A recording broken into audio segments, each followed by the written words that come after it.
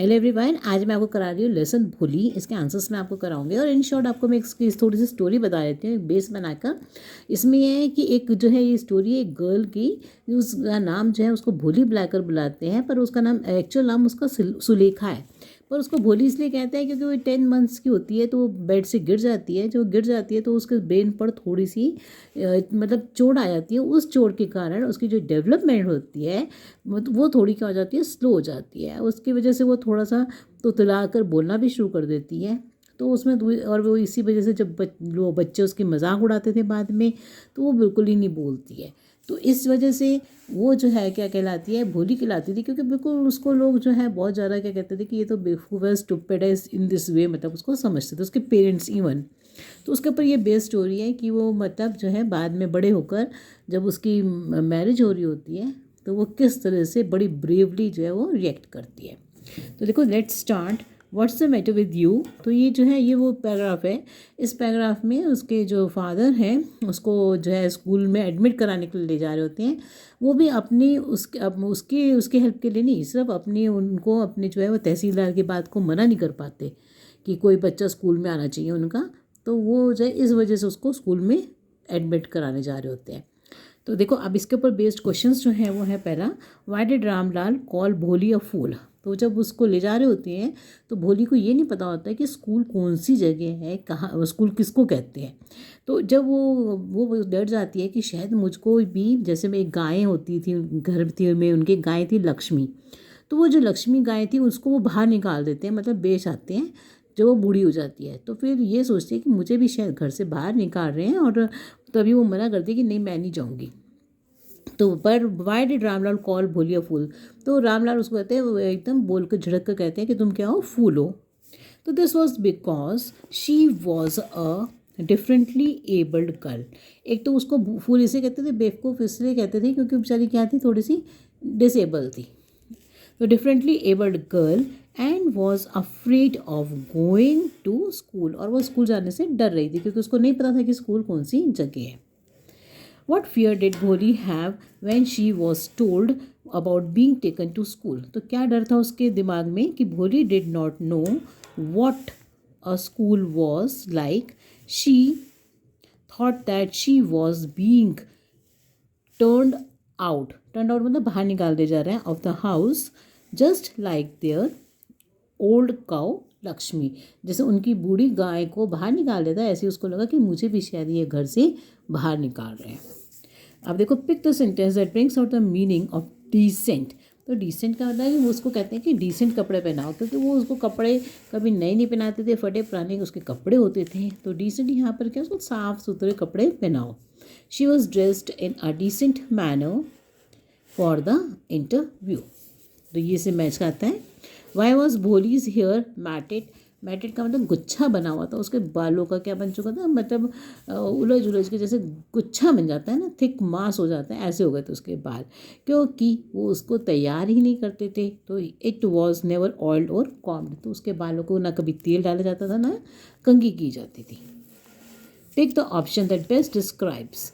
तो देखो, अब जब वो जो है जब felt at the end of her first day in school, तो वो स्कूल में जाती है और वहाँ पर जो उसकी टीचर है उसको बहुत ज़्यादा मतलब अच्छी तरह से प्यार से बोलती है। तो वो क्या हो जाती है, होपफुल एंड इलेटेड।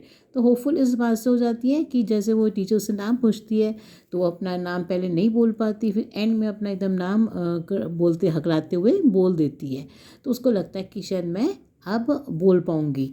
तो वो क्या हो जाती है, होपफुल। एंड इलेटेड का मतलब उसके मतलब उसको अच्छी पॉजिटिव फीलिंग्स आनी शुरू होती है। लिफ्टेड, इलेटेड का मतलब होता है लिफ्टेड, मतलब हम जब कुछ अच्छा सोचने लगते हैं, पॉजिटिव हो जाते हैं। The extract shows that Bholi had been a victim of utter negligence. तो इससे एक्सट्रैक्ट से तो पता ही चलता है ना कि वो जो है बाय हर पेरेंट्स, के उसके जो पेरेंट्स जो है उसको क्या करते थे, निगलेक्ट करते थे। क्योंकि उसके वो बाल कंघी नहीं करते थे, उसको कपड़े नहीं ढंग से पहनाते थे, बिल्कुल क्या करते थे, एकदम निगलेक्ट करते थे, क्योंकि वो उसको पसंद नहीं करते थे। तो एक तो थोड़ी सी वो बोलने में प्रॉब्लम थी, एक उसको थोड़ी सी हो जाती है, चिकन पॉक्स हो जाती है, जिससे उसकी क्या हो जाती है, वो बिल्कुल अगली हो जाती है। Ramlal stood rooted to the ground because he was embarrassed and anxious. तो जब उसकी मैरिज का टाइम आता है, मैरिज के टाइम पर जो है वो मना कर देती कि मैं मैरिज नहीं करूँगी। तो उसके फादर का नाम है रामलाल। तो वो ऐसे ज़मीन बिल्कुल एक जगह पे जैसे पुराने ज़माने में होता था, तो एकदम वहीं पर ही खड़े रह जाते हैं, क्योंकि उनको लगता है कि मतलब बारात वापस चली जाएगी तो उस हमें जो है शर्मसार होना पड़ेगा। तो इसी वजह से वो क्या फील करते हैं, एम्बैरेस्ड फील करते हैं। और एंड एंशियस, एम्बैरेस्ड का मतलब बहुत ज़्यादा बुरा फील करना, और एंशियस का मतलब वरिड हो जाना कि अब क्या होगा इसका। Bholi had refused to get married as the bridegroom had been greedy and was disrespectful। क्योंकि जो ब्राइडग्रूम था उनसे 5,000 रुपये मांग लेता है तो ग्रीडी हो जाता है।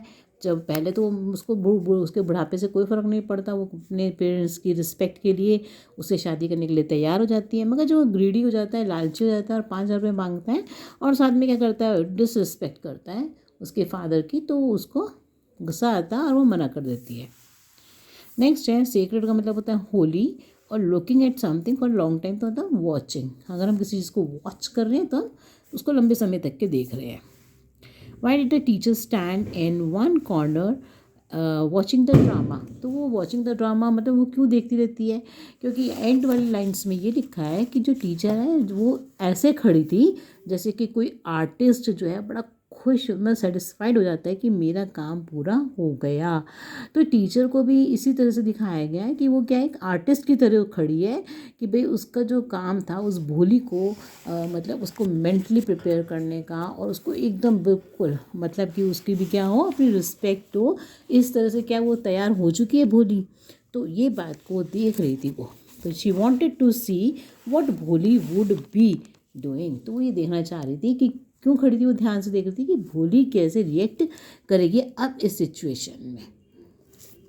नेक्स्ट, क्या वो मतलब पैसे ले चुका होता है ब्राइडग्रूम, तो क्या उसे वो शादी कर लेगी। तो वो बड़े ध्यान से इस बात को देख रही थी कि भोली का रिएक्शन क्या होगा इस सिचुएशन में। Pick the option that include the correct matches. तो पहले करेक्ट में क्या है, जो भोली है उसमें क्या आ जाता है, sense of contentment and accomplishment. Content का मतलब सेटिस्फेक्शन हो जाता है, अकम्पलिशमेंट मतलब उसका काम, जैसे किसी का काम पूरा हो जाता है तो उसको कहते हैं अकम्पलिशमेंट। नेक्स्ट है रामलाल। रामलाल एम्पैरेस्ड था और एंशियस था कि अब कौन उससे शादी करेगा जब अगर बारात चली जाएगी। टीचर, टीचर कैसे दिखाई है, इंडिपेंडेंट है and confident. Bholi takes stand for her self respect.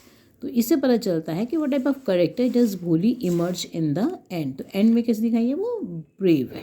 ये सब क्या है, जैसे ये तो सब क्या आ जाते हैं, नेगेटिव वाले आ जाते हैं, तो एंड में तो क्या दिखाई है, वो ब्रेव है। So thank you for watching my video. Any problem, ask me in the comment box. And if you are new to my channel, then don't forget to like, share and subscribe to my channel. Thank you.